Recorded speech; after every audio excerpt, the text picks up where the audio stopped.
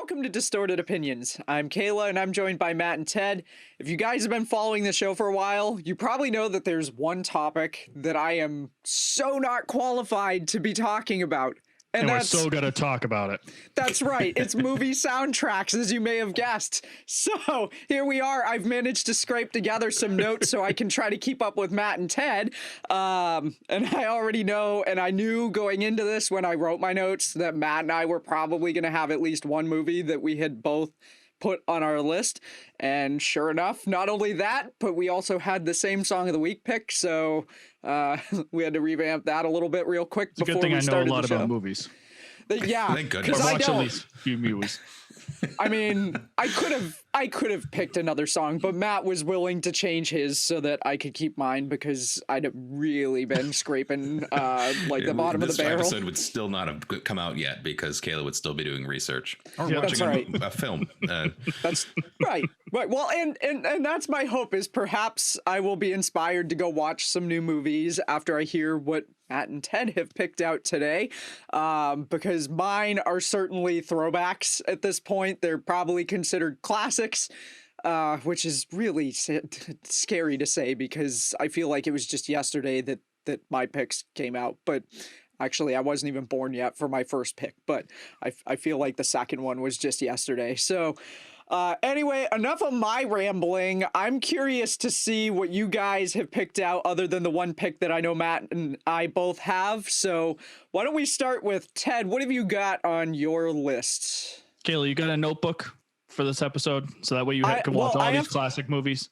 I have to edit this after, so I'll have plenty of time to jot down notes when I sit there for 3 hours and edit. So thinking about movie soundtracks, there's certainly a variety of types of music that can be considered a soundtrack for any film. So my initial thought was going through my own collection of music and thinking about what music soundtracks that I own and have listened to for an extended period of time. And so I wound up pulling together a list of 3, and these 3 are more actually 3 in the classical sense, literal and figurative, of actual soundtracks, and then another 3 just because they're awesome. So between these two ends of the spectrum in terms of soundtrack, excuse me, I think it kind of, I'm not sure how to describe it. It kind of fills the full gap of what a music soundtrack could be. So covers the first spectrum. So the first one I want to bring up is Edward Scissorhands, 1990 Tim Burton. That's right, 1990 Tim Burton film, and the score was orchestrated and I can't even think of the word, put together, composed. That's the one. Danny Elfman. Jumble out. Yeah. Need more coffee. Danny Elfman was the mastermind behind that. And the nice thing about this soundtrack is that it, as much as it's telling a story, or as the film progresses, the music ties along with, and it has a lot of callback themes with it from the beginning to the end, and it makes it a great listening experience. So that one really stood out to me because I do find myself listening to that on a fairly regular basis when I'm in the mood for a good classical piece. Mm-hmm. Another one that came to mind, and I put it together after I was putting my notes together, that also Tim Burton film, also Danny Elfman, Nightmare Before Christmas. Ooh, so that's a classic. I do know that. Right. This is Halloween. This is Halloween. Right, and obviously there's like the corn rendition and whatnot, but a lot of the original composing for that was also Danny Elfman. So that was another one that really stood out, and I'm like, no wonder I like it. I like Danny Elfman's stuff, and that's why I picked 2 of those things. Mm-hmm. But a third one that I do really enjoy as well is the Lord of the Rings soundtrack. And that is a masterful piece put together by Howard Shore. And that really the music is so great because it's so epic and it has great swings up and highs and lows, and then it's calm, and then it's like big horns, and the orcs are coming out of Mordor and all that. Like, it is a really, really great composition. I really enjoy the Lord of the Rings soundtrack. And that is one movie that I forgot I have seen. Oh, many years nice. ago. I saw that one in the theater, actually. I went with a friend to see that one, so good pick. I do know that one. So, I gotta be honest.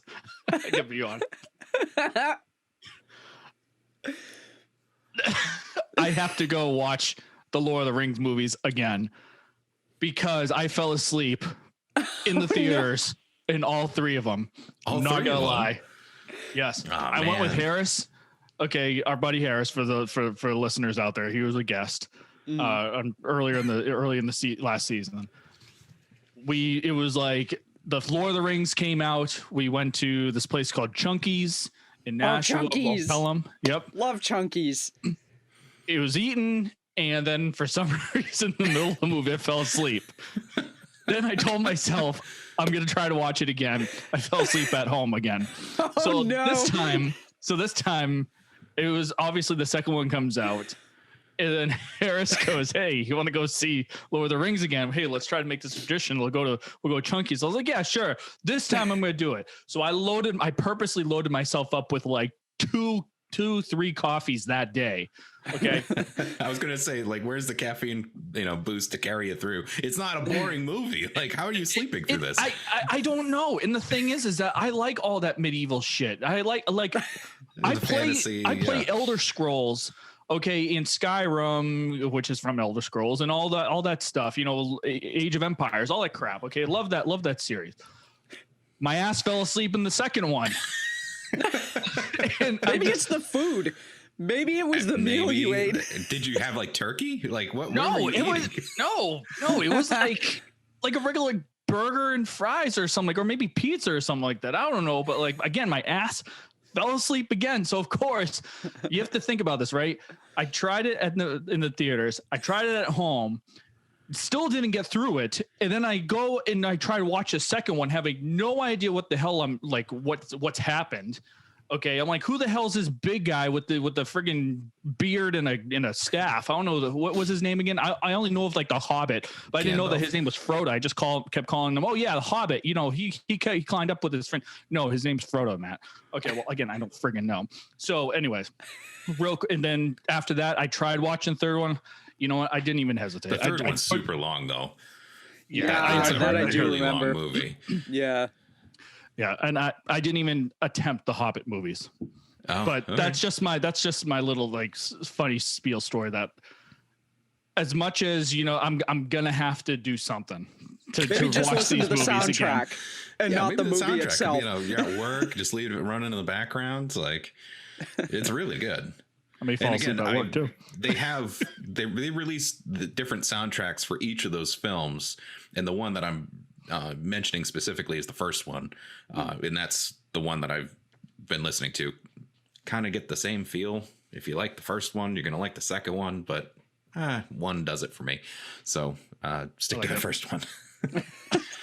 But yeah, no, that's really funny. I have not fallen asleep during those movies, and I've seen them all more than once. You also probably didn't go to Chunky's and eat a big meal. That is true. Because I watched them I at think home. I think the meal is maybe to blame there, but maybe not. Maybe. But especially if you drank 2 coffees. I'm kind of like caught in a rock and a hard place though, because it's like I feel like with those movies I have to have a nice beverage, and it would be an adult beverage with alcohol. So if I'm falling asleep before then, and then I'm trying to enjoy like a beverage, in which can intensify the sleepiness, I'm gonna have to do something. Yeah, gotta fix I'll that. watch it. Eventually I'll watch it. I may be like, good. Even older, but eventually I'll get to the point. When he's retired.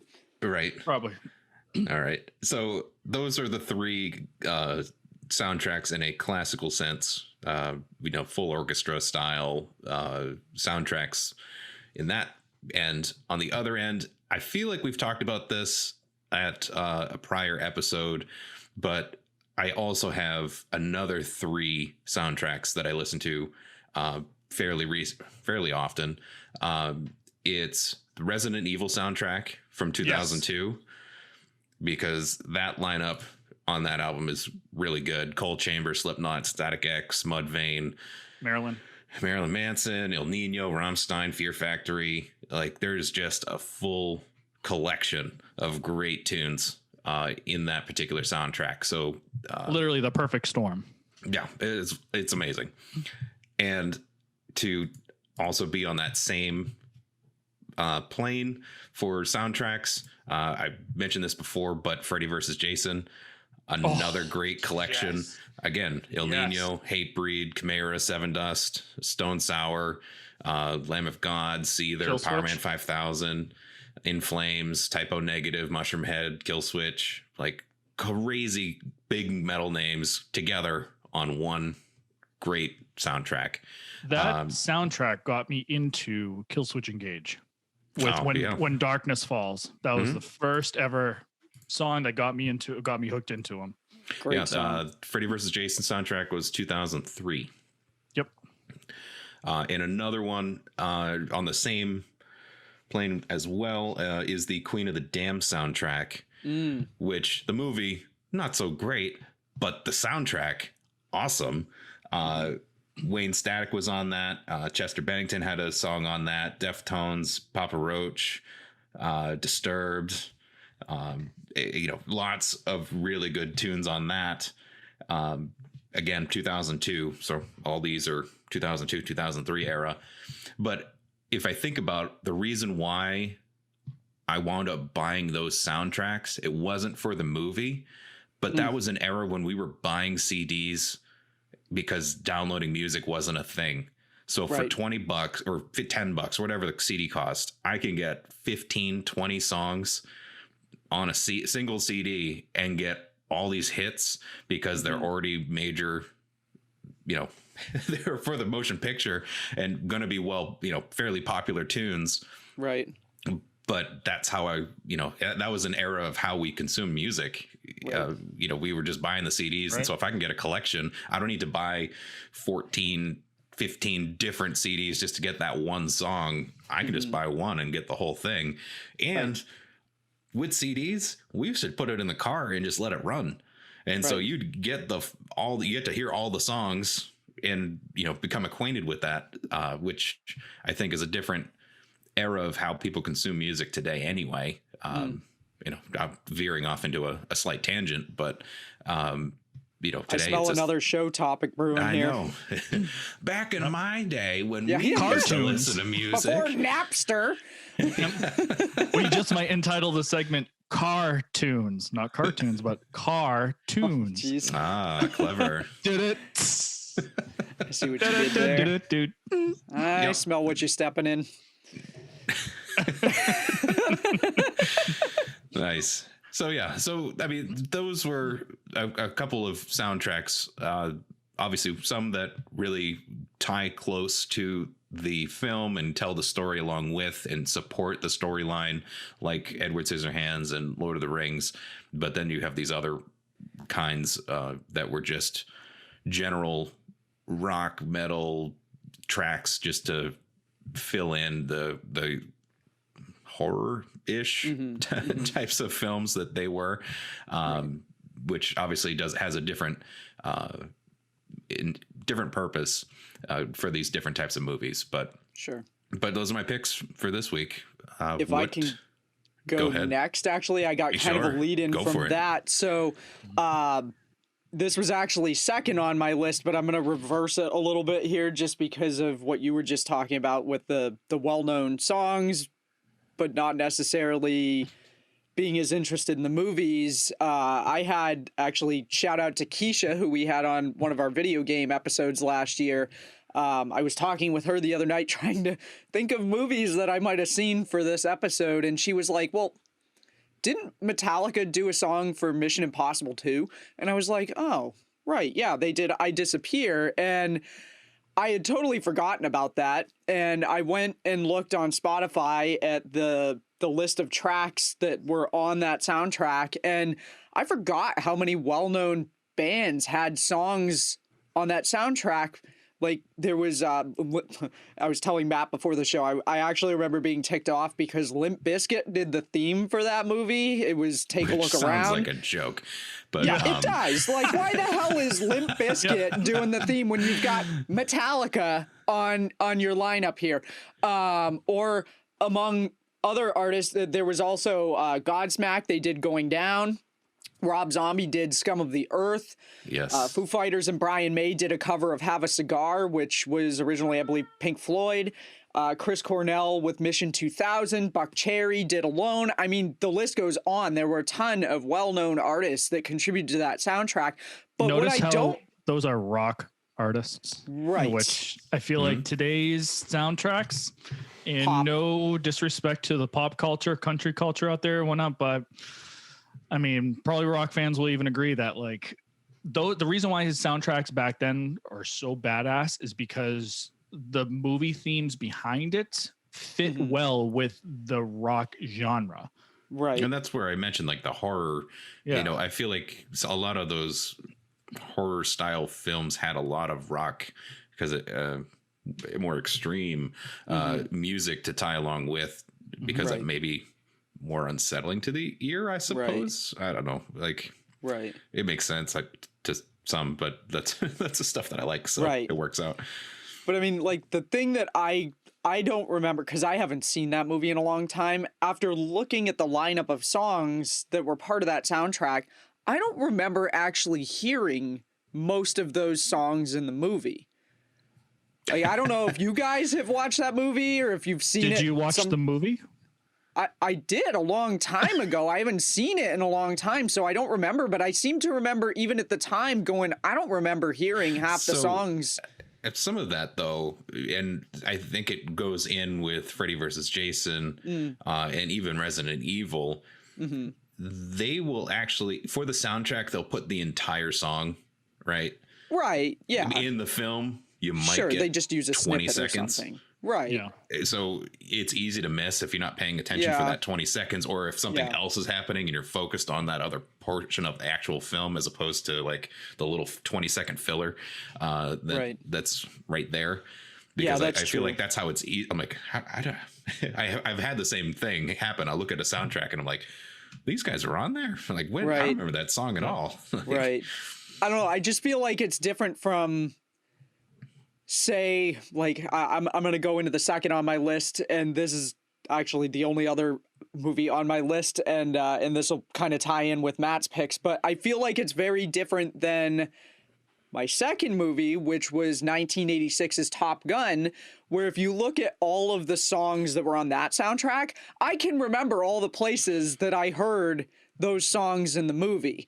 Like, I know every single one of those songs was in the movie, and I know where I heard it, and I just feel like that wasn't necessarily the case with Mission Impossible 2, even if they did only use like a short snippet of a song in a certain portion of the movie. I just don't remember hearing all of those songs. And then there's also like Metallica, when they did I Disappear, I think that was only used in the closing credits. I don't think they used that anywhere else in the movie. So you've got like a major metal band that's written a song for this movie, and that's where it ends up, is at the very end of it. And then you've got friggin' Limp Bizkit at the beginning of it with Take a Look Around or whatever.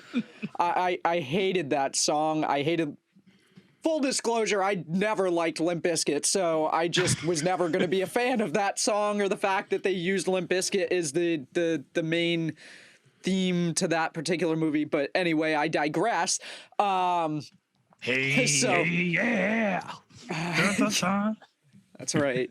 The envelope pedal. That was the first time I was introduced to an envelope pedal, because Kirk used an envelope on the guitar parts throughout that. I think it was actually a combo of an envelope and a wah pedal, now that I think of it. But I haven't listened to that song in a while either. I remember the music video, though, and I remember watching another throwback. MTV, or was it VH1, did making the video. I can't remember if it was VH1 or MTV that used to do that. And they'd go behind the scenes when a band was making the music video, and they did one for Metallica doing I Disappear. And I remember thinking like, well, that's a really cool video because they put the band on a mesa in the middle of the desert, and they had to like fly them up there. Crazy. But again, I digress into a whole other show topic. So, moving along from Mission Impossible, and I didn't intentionally turn this into a Tom Cruise theme for my picks. It just kind of, these are the movies that I know.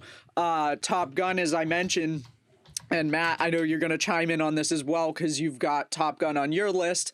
But this is one movie I knew I could talk at length about the soundtrack because I've seen this best movie in the world so many times. Well, and I've seen it. So for me, a lot of what I remember about this movie is my dad, when he first got a surround sound system for the living room. Like, this was a big deal. I don't think people really had surround. My dad was always the kind of guy, he had to have the latest and greatest technology. So I remember when DVD players first came out, I don't know how much they cost, but they were a heck of a lot more than they cost now.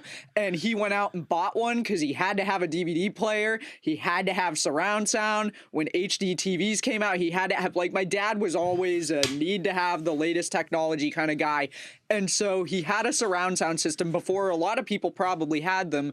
And the movie that he liked to use to demo his surround sound system when he had somebody over who had not yet heard it was Top Gun, because he loved that opening scene where the plane's taking off the deck of the ship and you hear the frickin' thing rumbling all around you with the surround sound. And so I've seen the movie a lot of times, even beyond my dad introducing people to his surround sound system. I've watched that movie because it's a great movie. Also, my brother, having worked on F-18s for almost 10 years in the Marine Corps, like, I know he loves that movie as well, so that movie got watched a lot. But I mean, obviously the first song people probably think of as Danger Zone, and Matt and I were talking about this before the show started, and I'll get to that in a moment. But for me, there's two other songs that are kind of like, those are the songs I think of when I hear Top Gun. The first one is the Top Gun Anthem, and it was written by Harold Faltermeyer and Steve Stevens, who plays guitar for Billy Idol. And as much as I think of the guitar when I hear this song, the thing that really makes me think Top Gun is a different instrument. And that's the bell that you hear at the very beginning of it, because you hear the bell and it's like, you know what's coming next. It's the guitar. And also, if you watch the trailers for the new Top Gun, they've tied that into the new Top Gun because they've got a shot where the plane flies and you hear the roar of the plane go by. And right after that, ding, is the bell. And then they show some more clips. And then as it progresses, they come in with a modern take on the original theme, but with piano instead of the guitar. But the almost bell, like orchestrated. Right? Yeah, it's a more orchestral rendition of the heavier the guitar with the very 80s sounding original theme, but awesome, even though it's really 80s sounding. That guitar is just so cool in my mind.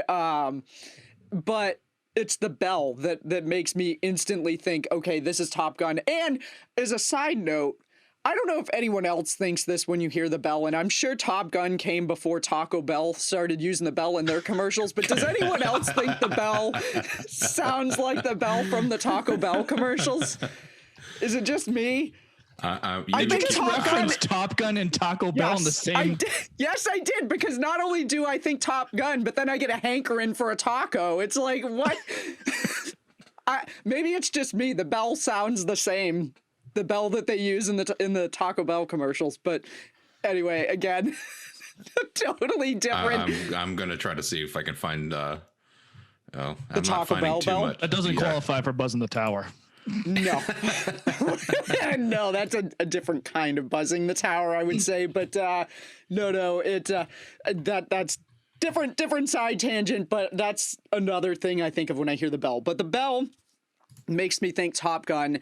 And just like a nerdy side note for people who, like me, really enjoy knowing more about the instruments and the recording process for this, it turns out that this song, Steve Stevens actually just recorded one guitar track for this. There was no overdubbing, and Matt, I'm sure, could talk a bit about overdubbing and how that's often done in recording, but there was none of that, I guess, with this.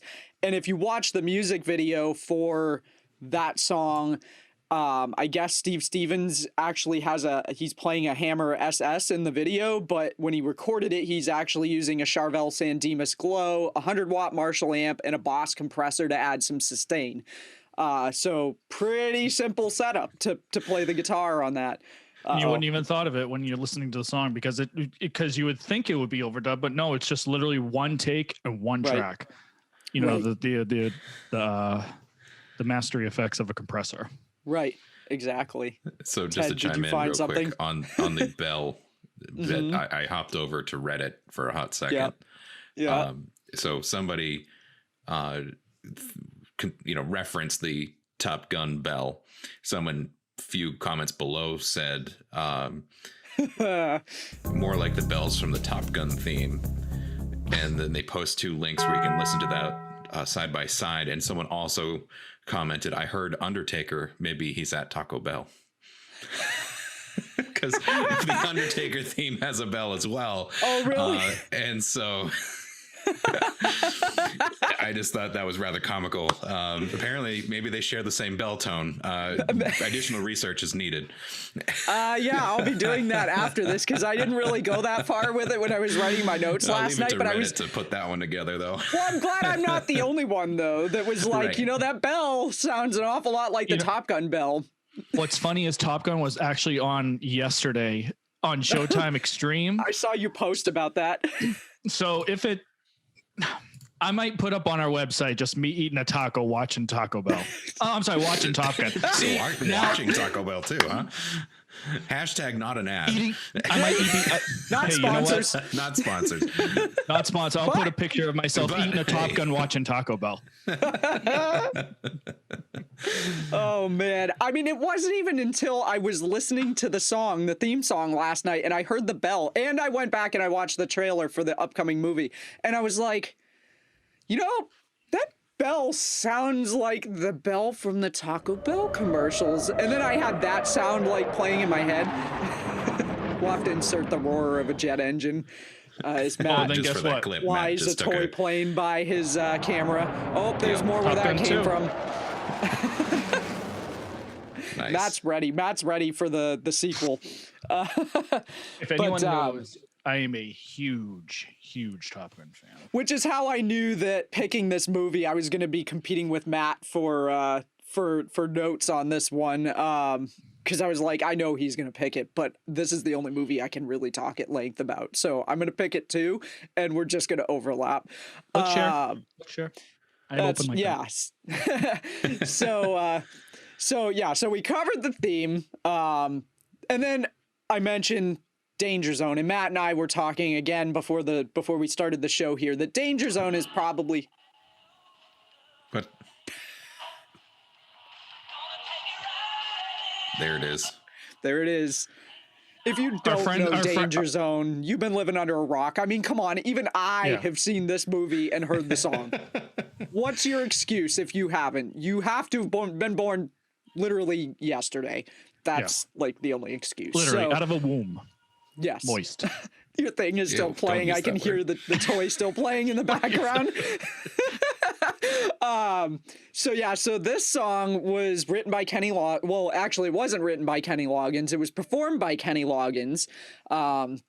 And Kenny has a couple of well-known tracks on this album. He also did Playing with the Boys, which was used during that infamous volleyball scene, which it looks like from the trailer, there's going to be another infamous volleyball scene. And I'm wondering if there's going to be some sort of a remake of that particular song, Playing with the Boys, or if they're going to like take some inspiration maybe from that.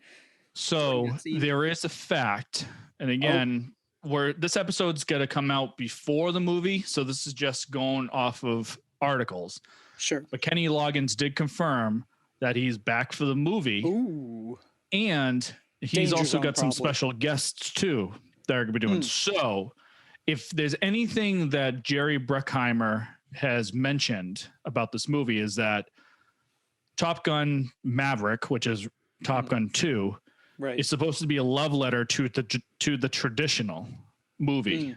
Okay. So if there's anything, they got Harold back, they got Kenny Loggins back. Really curious to see how they're going to make this an official love letter to the sequel of over 30 years. Because I'll tell you, the hardcore hardcore fans out there that have been waiting for this movie for over 30 years, and they better not fuck it up. Yeah. That's how serious it's got to be good. It's got to be good. Coming from a diehard fan. Yes. Yes, Matt will be standing outside of the production offices with a pitchfork and a torch if this aviators. movie is not good. And aviators. I might just say, right. I want some butts. Oh man. Yeah. So, I'll be curious to see. My guess is that maybe if they've brought Kenny Loggins in, they're going to do some sort of a throwback to Danger Zone, because that is probably the most well-known for most people track from the movie. Also, probably one of the most well-known. I mean, other than... It's very different from songs that Kenny's done, like Footloose, which again probably goes back to the fact that Kenny didn't write the music for this. It was who wrote it? I think I have notes.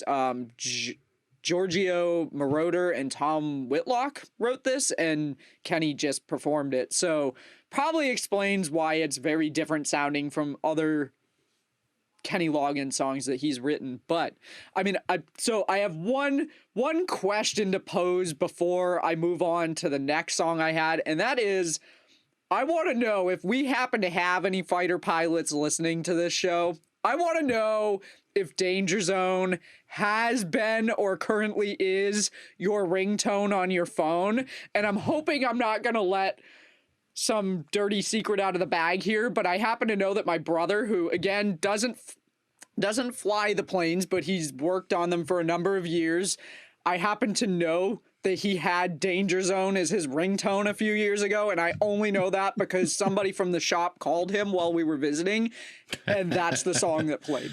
So I just want to know if fighter pilots ever use that as their ringtone. I'd be curious to know, and you can let us know by emailing us at distortedopinionshow@gmail.com or leaving us a voicemail at anchor.fm/distortedopinions. I'm curious. So kind of along the same lines, another band that was on this soundtrack that didn't write the music but performed it was Cheap Trick, and they did Mighty Wings, which was used twice in the movie, but I'm referring specifically to the version at the end during the credits that has the vocals. Another song that it's so 80s, but it's so good. Like, I'm about to let out another dirty secret here. I have a playlist on my iPod, specifically Top Gun soundtrack, and every now and then I put it on, and when this song comes on, I should probably be embarrassed, but I'm not, because I'll have it cranked, and during the warmer months, if the windows are down, I'm sure everybody nearby can hear it. Again, I should probably be embarrassed by that, but I'm not, because there's it's a nothing good song. embarrassing about it. It's a great song. It's an adrenaline rush song. It's a in-your-face song. It's got a touch of drama, but it is a thrill song. It's like literally going on a friggin' roller coaster of amazingness. Right. Yes. And it is a fantastic song. Jets. That's specifically right. F-14s. Yes. Yes. And again, very different from anything Cheap Trick has ever put out. Like, I Want You to Want Me, The Flame. Those songs don't sound like Mighty Wings, and that's because Cheap Trick didn't write it. They just performed it. It was actually written by Harold Faltermeyer, who wrote the theme song for the movie, and Mark Spiro.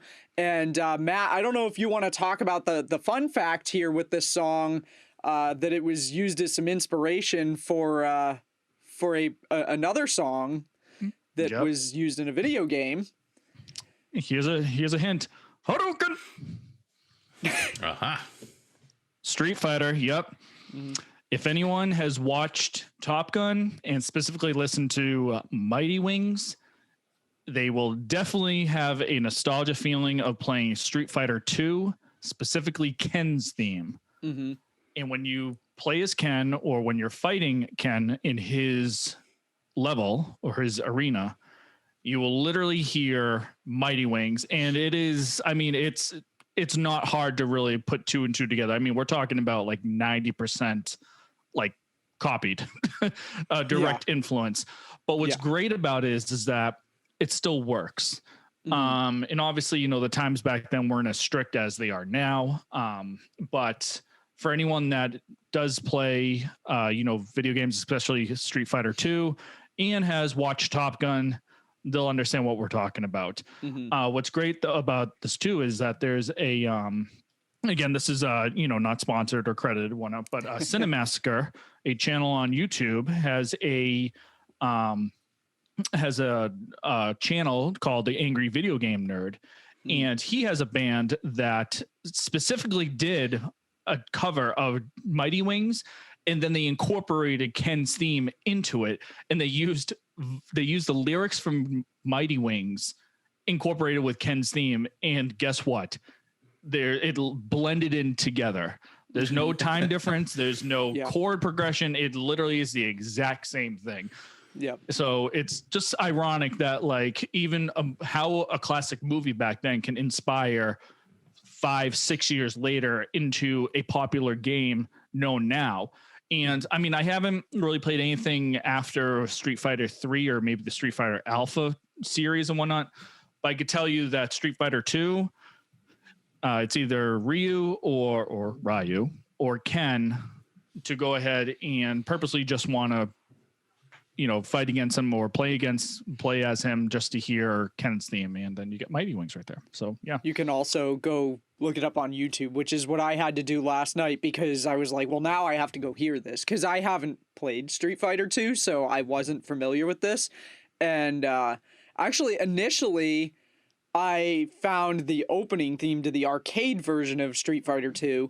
And I thought, oh, well, this sounds kind of like it. And then I realized that the notes I was looking at said Ken's theme, and I was like, oh, this isn't even the right song. So then I looked up Ken's theme and played that. And I'm like, oh, yeah, this is basically just Mighty Wings with like a slight variation at the end. So I'm not surprised that a band was able to kind of merge the two in a cover because it's pretty much the same song. And I think maybe saying influence when the composer Yoko Shimomura said he had watched the movie and that he may have been influenced by Mighty Wings. I think influenced is maybe not the right term. I think maybe like blatantly ripped off Mighty Wings would probably be a better way of describing it. Song. We're gonna put it in 16-bit form, kind of change up the tones, but we're not gonna change. Well, we have to keep the beat progression. Maybe it was like the last song and they had a deadline. We're like, take this one.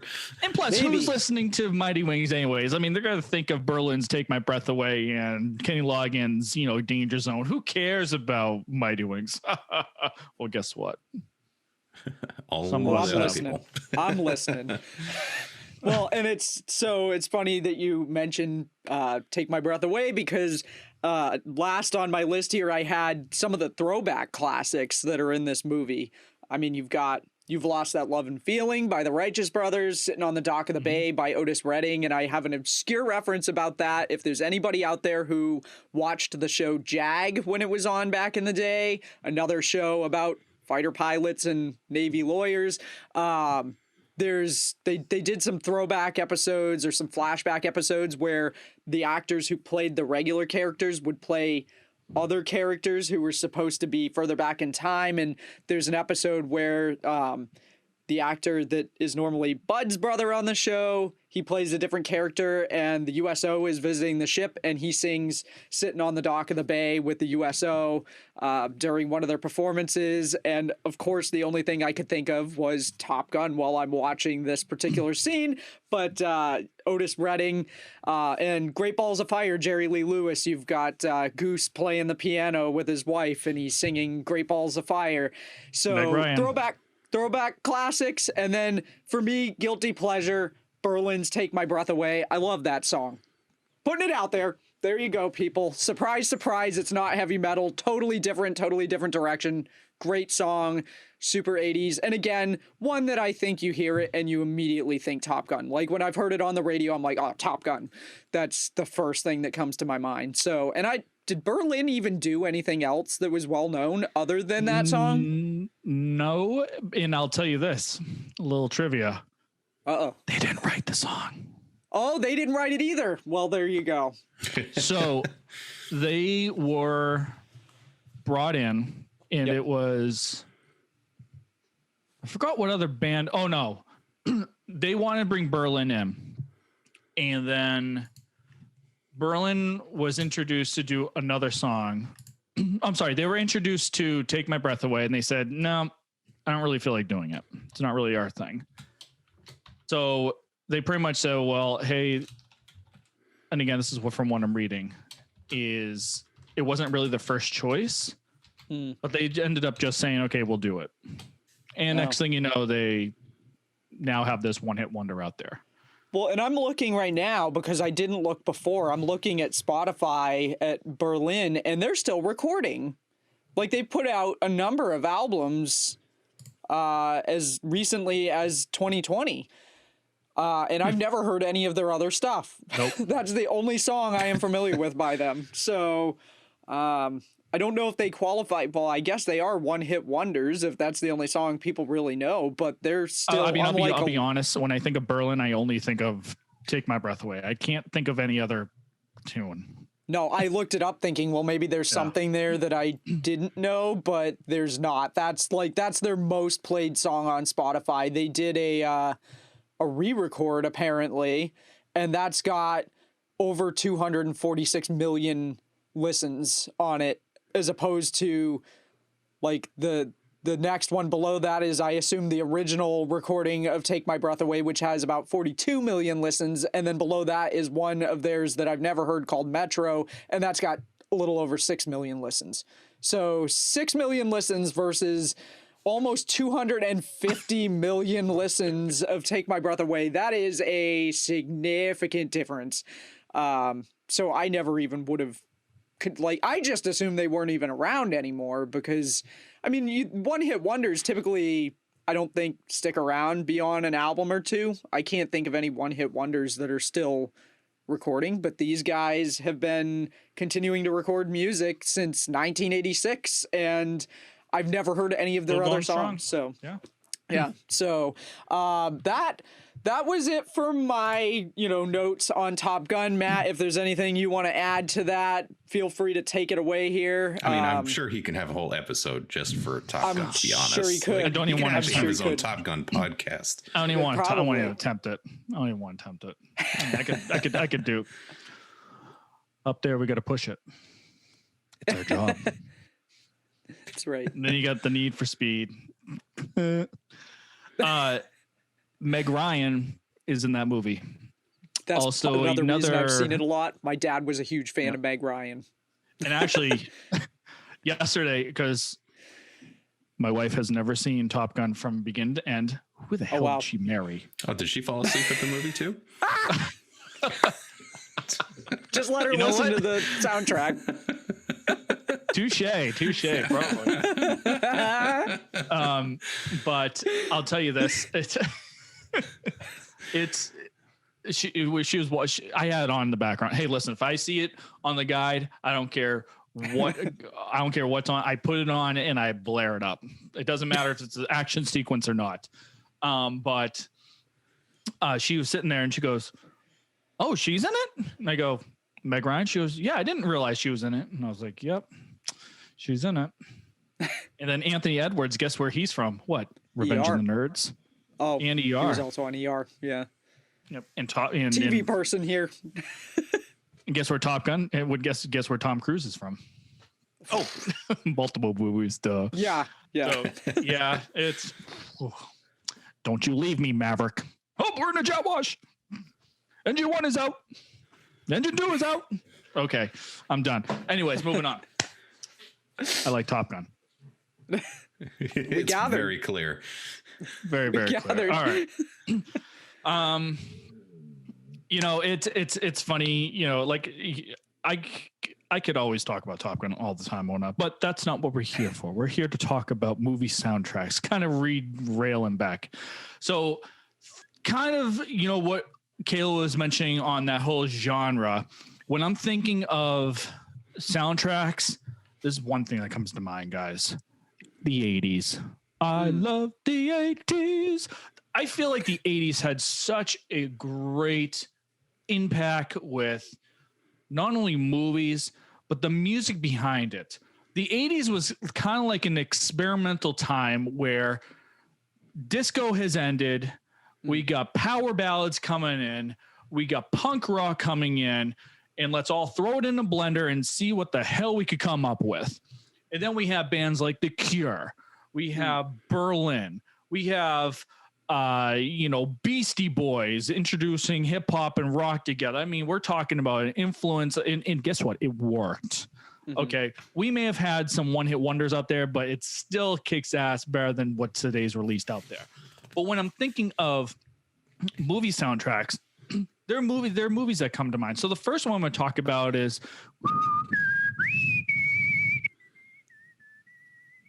Back to the Future. Nice. Back to the Future, an amazing soundtrack. When we're thinking of Back to the Future, Huey Lewis, The Power of Love. Again, Huey Lewis had some hits, but when you guys think of like Huey Lewis, you instantly think of Back to the Future, Power of Love. It's just one of those. It's smack in the middle of the movie. Gives it a whole element of how this movie is going to bring adventure, and it's going to bring excitement, and it's going to bring a piece of curiosity. The main theme was created by Alan Silvestri, who still does things today. Definitely highly recommend checking out some YouTube videos of him doing this live in an orchestra. But on top of that, we also have other classics too that are referenced in the movie, but are real tunes, from back then. So obviously Back to the Future, spoiler alert for those that haven't watched it. If you haven't watched Back to the Future, just please stop this podcast and go watch the damn movie now, because again, you're going to be missing out. Oh, Kayla. Oh no. Oh, all right. Bye, Kayla, you have not seen this? Somebody else is going to have to record. I got to go. Oh no. God. Okay. I've seen bits and pieces of it. I've never seen the whole thing. All right, I'm not gonna give any spoiler alerts. Come on, what has it been? 30 years? just do it. I don't know, Ted. You might agree with me. You haven't seen Back to the Future. I can't spoil it. You got to watch it. It's great. Back to the Future 1, 2, and 3. Well, maybe you could skip 3. Yes, there is. There's 3 of them. Wow, I didn't even realize there were 3 of them. Okay. First one's the best one, I think. First one's the best one. Second one's amazing. The third one's boring. Okay. Did you fall asleep in that one? No, I didn't. That's one I could keep up with that one. Right. But it's not Lord of the Rings. That's the only one that just doesn't do it for him. It doesn't. Doesn't have Voldemort or whatever his name is. That's Harry Potter, isn't it? Oh, okay. Another movie that I don't even recognize. That is a movie I've seen, actually. I've seen the Harry Potter movies. See, I've read the books, too. I don't know. I don't freaking know. So Voldemort's like a Harry Potter. The only reason why I know that name is because I hear it everywhere. There's people listening to this podcast that are just outright screaming of like the absolute mispronunciation of what you're saying right there. Accidents. They've stopped, come to a complete. Their foot has depressed the brake pedal, and they have come to a screeching halt wherever they're driving. Voldemort? Is that his name? Voldemort, but he's Harry Potter, not Lord of the Rings. Who the hell's Gandalf? Gandalf is Lord of the Rings, yes. Okay. Gandalf is the Lord of the Rings. For someone that hasn't seen the movies, Kayla is pretty well square with who the characters are in each film.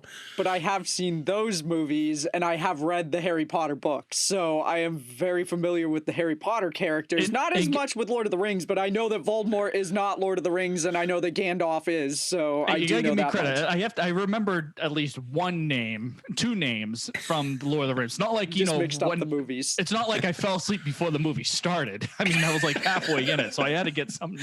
And then there's what is it? Who's that weird? Oh my God, who's that ugly looking troll thing? The one that's always From about which movie? You thinking Smeagol? Yes. Who is that? His name Smeagol? No, who's the other guy? It's kind of has multiple names, but yeah. Are you talking the Ring My Precious? Yeah. Yes. Yeah. That's Smeagol? Yeah. Oh, I thought he went under a different name. Oh, he has multiple names, but Smeagol is one of his multiple personalities. He's a weird. I think we've detoured again. Yeah. Anyway, Back to the Future. Get back to the Future. Okay, so Back to the Future. You got Huey Lewis, The Power of Love. Okay, then you Eric have Clapton was Marvin. in that too. Huh? Eric Clapton has a song in that too. Really? Which one? Eric Clapton, Heaven is One Step Away, from the Back to the Future soundtrack. Oh, Are you not aware of this? Wow. Didn't even know Clapton was even in that. A rare speechless moment for Matt when you've thrown out a fun fact about a track that's on a soundtrack here. Yeah, it's track 4 on the Back to the Future motion picture soundtrack. Eric Clapton, Heaven is One Step Away.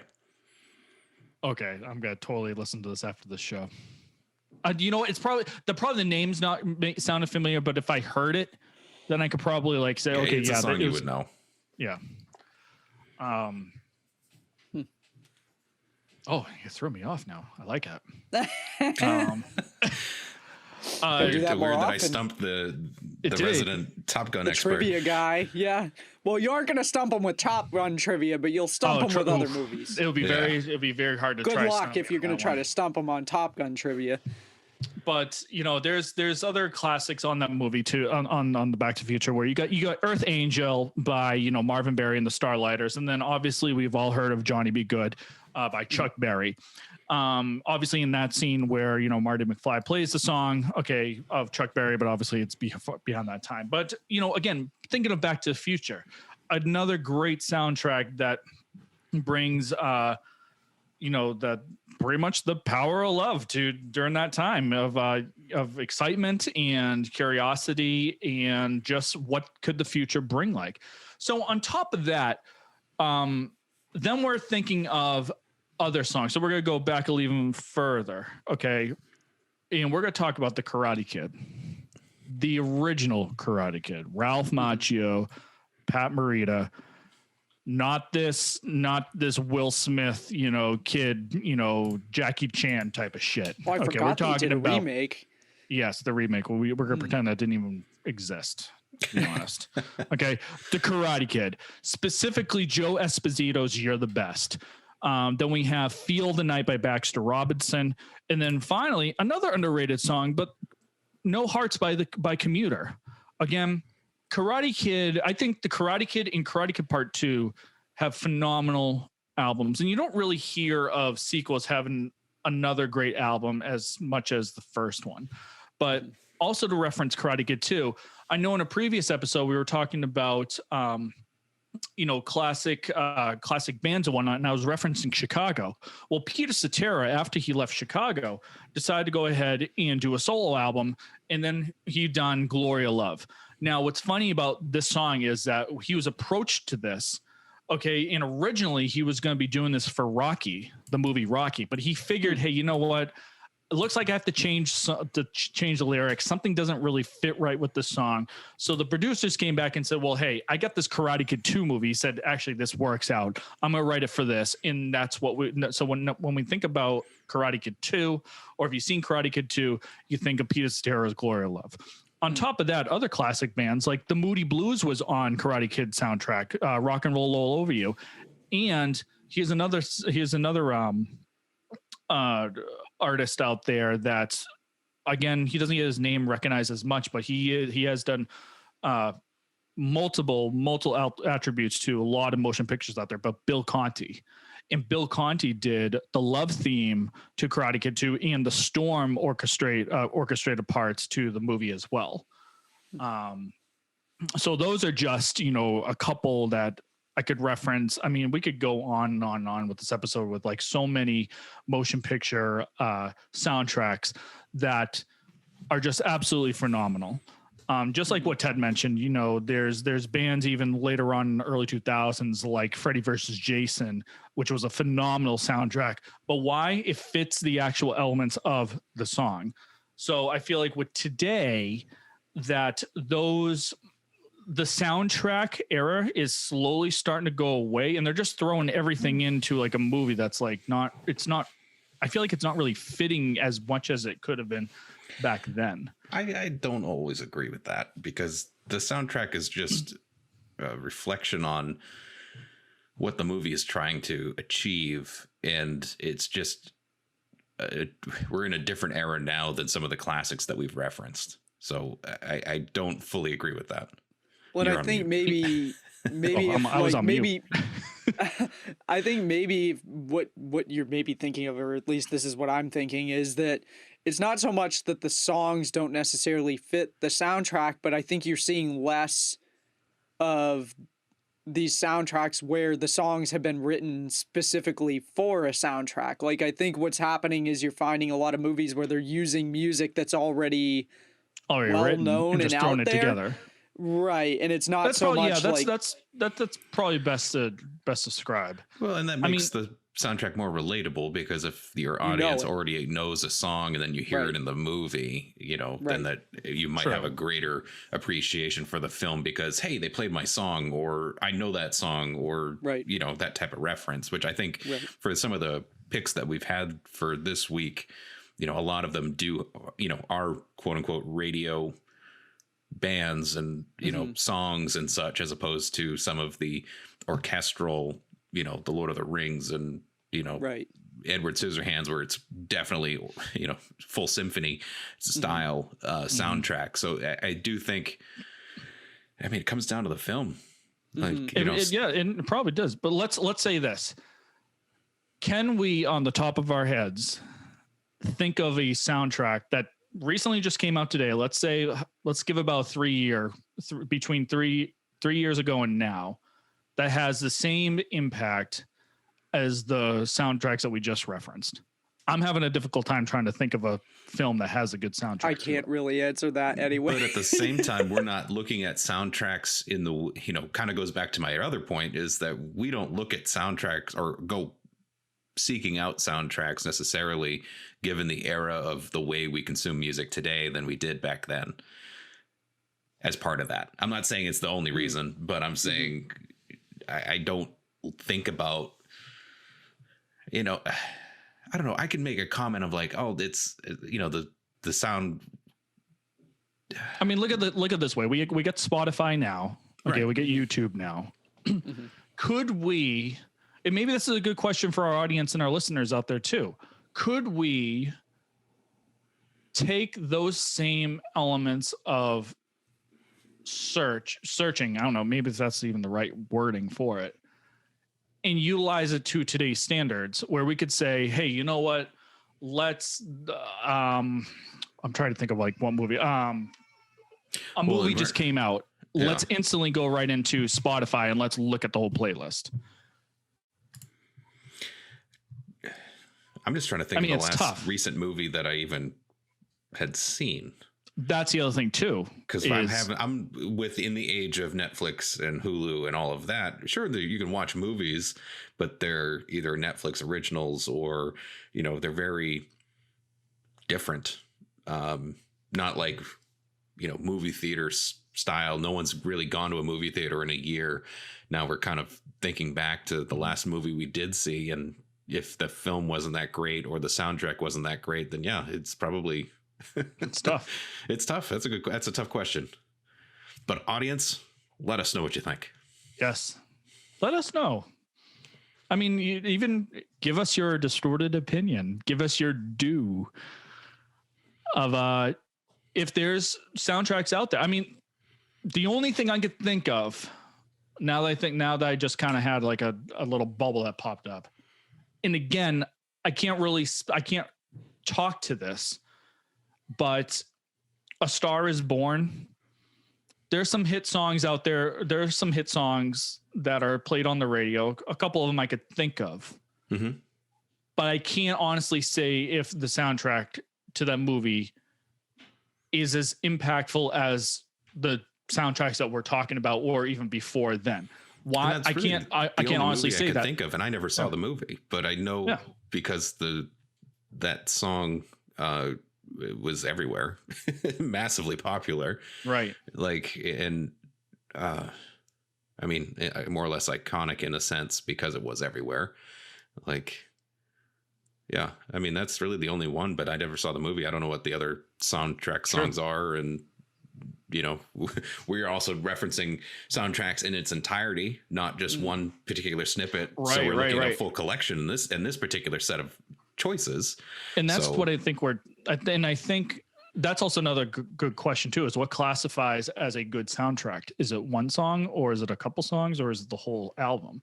So audience, let us know. What do you think? Like, when you think of a great soundtrack, is it utilizing one song, or is it the whole album? And if so, give us your thoughts. Give us your thoughts on why this particular motion picture soundtrack is a great one.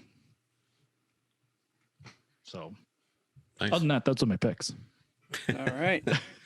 Awesome. Well, I think maybe it's time to go into our Song of the Week pick, because we're up against the clock here. I think we're quickly, or we may have exceeded an hour at this point.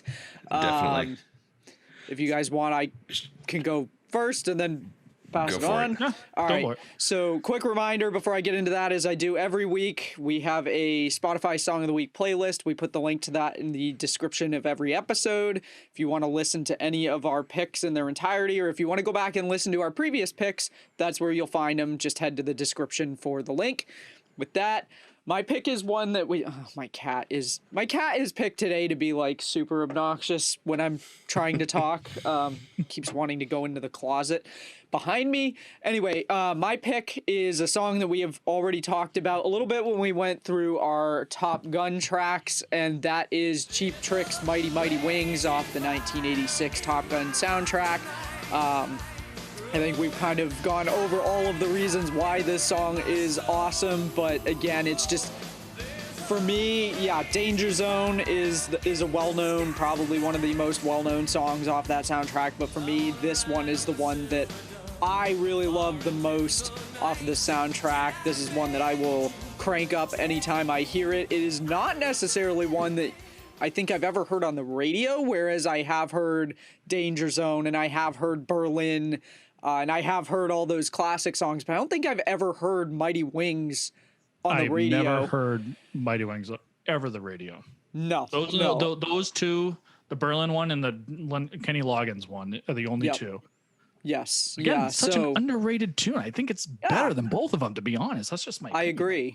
I agree. I think it's a great song. Just somehow it ended up being less iconic than the others. And actually, I think when I was looking up notes for the show, I thought I saw somewhere that the other two songs, they released the songs as singles prior to the movie coming out. And I think both Danger Zone and Take My Breath Away actually topped the Billboard charts, but I don't think Mighty Wings ever did when they released that, and that was the third release that they put out. So I don't know why it is that it never got more popular, but for me, that I think is one of the best songs off of the soundtrack. And I'm not going to beat it to death because we've talked about it at length, and Matt had the same pick, and I know he ended up having to shift and take a different pick after we talked about it and realized we had the same song. So my that pick just goes is to show how awesome the song is. That's right. Two out of the three of us, we're gonna pick that song for our Song of the Week. So Cheap Trick's Mighty Wings off the Top Gun soundtrack. That is my pick of the week. With that, maybe let's go over to Matt and see what he ended up picking instead of Mighty Wings. So on a last minute curve, hey, it's all good. I love it. The song of the week that I instantly thought of as a backup was off the motion picture Rocky IV, released in November 27th, 1985. Such a great year. The song Hearts on Fire by John Cafferty and the Beaver Brown Band. Ironically, didn't even realize this, but these guys are from Narragansett, Rhode Island, so kind of close to home to us and whatnot. But if anyone knows about the Rocky movies, is they instantly think about the band Survivor, I the Tiger. I mean, another classic song. But when Rocky 4 came out, again, smack in the middle of the 80s, they decided to go ahead and shift gears. And how can we go ahead and bring that same energy and that same training element of adrenaline to Rocky without utilizing really kind of like the late 70s, early 80s genre. So John Cafferty and the Beaver Brown Band came out with the song Hearts on Fire. It's you could hear the whole song its entirety during the training sequence when he's getting ready to fight Ivan Drago. Again, it's a great song that starts off with, it's definitely got that 80s element to it, but right in the middle of the song where it's about the 2-minute and 20-second time frame, it goes right into like a guitar break of just power solos and a little bit of grunginess to it behind it. So what's great about it is that it fits well with the training sequence that Rocky is doing when he's getting ready to fight Ivan. If anyone knows of watching Rocky 4, that obviously the training sequences that are keeping in context with the history of how Rocky's been, is that this time around they started showing both entities training up at the same time. So while Ivan is getting all this high powered technology of getting trained up, you have Rocky, who is in, like in a wintry area and utilizing everything around him to go ahead and get trained. And it just brings, when you put Hearts on Fire together with both of these, you could really say the song behind it, Hearts on Fire. I mean, we have that word heart, really goes to show that, both of these fighters they're putting everything in to go ahead and do the best that they can to defeat each other. Obviously back then, the US versus the USSR at that time, who's stronger, who could overpower each other. So, so that's going to have to be my song of the week is Hearts on Fire by John Cafferty and the Beaver Brown Band off of the motion picture Rocky 4. See, Nice. I didn't even realize there were that many Rockies. Oh yeah, we are up to 6 Rockies and 2 Creeds, with a 3rd Creed coming. Okay. I'm behind on the Rockies. Well, everyone, we could forget about Rocky 5. That just sucked. Fair. But anyway, Ted, what do you got for your song of the week? So back to one of the soundtracks that I had mentioned, I am going to select a song off of the Queen of the Damned soundtrack from 2002. And it is a deep cut because when you buy the whole soundtrack and you listen to all the songs, this one happens to be a deep cut that I'm pretty sure not many people gave a lot of attention to. The band is called Dry Cell, which was an American rock band that formed in 1998. And they were signed with Warner Brothers for their only album that they wound up releasing. That album was Disconnected, also released in 2002. But this song is called Body Crumbles. And that was actually their main hit. It was also used in Madden 2003 in that game as well. But it's got everything of an early 2000s. It's not really, I don't know. It's just early 2000s rock music. Like it sounds like the era, if you going back in time and you listen to rock and metal in those, in certain timelines, the early 2000s had a particular tone. And I feel like this is just a perfect example of what early 2000s rock sounds like. So it's a deeper cut, something that people may not have given a chance, which is another reason why I picked it for this week's song of the week. So Dry Cell, the band, and Body Crumbles. It's catchy tune. I enjoy it. So check it out on our Spotify playlist. I'll be checking it out for sure because I am not familiar with that one. So I'm gonna give it a listen. All right, You should guys. probably Well, watch Back to the Future too. yes, I will put that on my list. You're not the first person to give me a hard time about the fact that I haven't seen that movie yet. I've seen pieces of it. I've just never seen the movie in its entirety. So I will at some point here sit down and watch that. And I promise you won't fall asleep. yeah, well, I'm waiting. So for those Just who don't have a have not, cheeseburger beforehand. yeah, right. I In a theater with friends. don't go to Chunky's to watch it, Yeah. is what you're saying. Like, don't go to Chunky's, eat a heavy meal, and then watch it.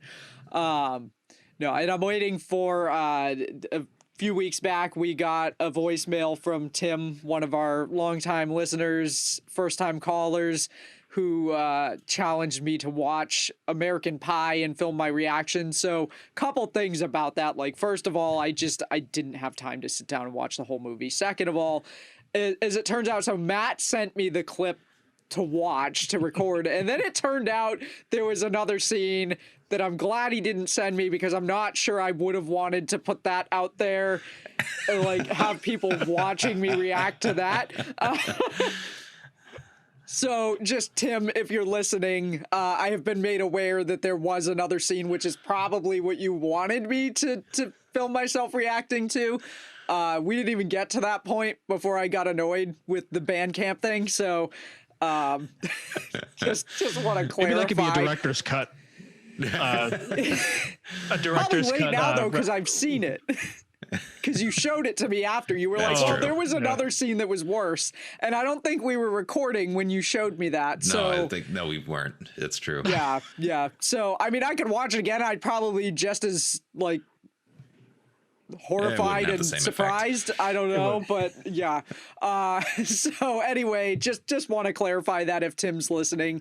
And with that, I think we've reached the end of this episode, but as a reminder, if you have a suggestion for a future topic, or maybe you'd like to be a guest on the show, or maybe you want to chime in your thoughts on what we talked about today, or leave us a voicemail like Tim did, you can do that by heading to our Anchor page at anchor.fm/distortedopinions. You can also find links to our social media platforms, as well as a partial list of the places that the show is available in audio-only format. If you don't see your favorite platform listed there, just search for Distorted Opinions on that platform. You'll probably find us. Or, as Matt and Ted have pointed out in previous shows, just ask Alexa to play Distorted Opinions, and Alexa will find us wherever. If you do have a favorite platform and we're not on there, let us know and we'll work on getting onto that platform. You can also send us an email at distortedopinionshow@gmail.com. You can leave us a comment on our social media platforms or send us a message there as well. We're pretty responsive, however your preferred And we're method everywhere. is. So We are. That's Literally. right. Comment on our YouTube videos. We love to respond to comments. We don't get a lot of comments over there, but We we're are happy on your to respond to them. YouTube, on your phone, on the toilet. You can listen to us on the toilet. That's right. You can. You could listen the to go. us in the woods if you as have many definitions cell of that reception. phrase as you can. Yes. Yes. Jeez. On that D-O note, on the go. jeez. Short name for Dogo. Boy. Oh no. On that note, thank you everybody for tuning into this episode. We look forward to bringing you a whole new episode next week, and we'll see you then. Thanks, guys.